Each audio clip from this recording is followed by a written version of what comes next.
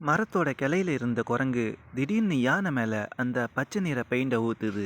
யானை முழுசா பச்சை கலரா மாறிட்டு. அப்ப அங்க வந்த காட்டோட ராஜா, இங்க என்ன நடக்குது, உன்னை யார் இப்படி மாத்தினான்னு கேட்க, அது குரங்க பாக்குது. குரங்கு சிங்கத்தை பார்த்து பயப்படுது. அப்ப அங்க யாரோ வர்ற மாதிரி சத்தம் கேட்க, எல்லா விலங்குகளும் பயந்து ஓடி பதுங்குதுங்க. யானை மட்டும் ஓடாம அங்கேயே நிக்குது. அப்ப அங்க துப்பாக்கிகளோட வந்த வேட்டைக்காரங்க இந்த யானையை பார்த்து குழம்பி, இது நாம தேடி வந்த யானை இல்ல, வாங்க போலான்னு அங்கேருந்து கிளம்புறாங்க.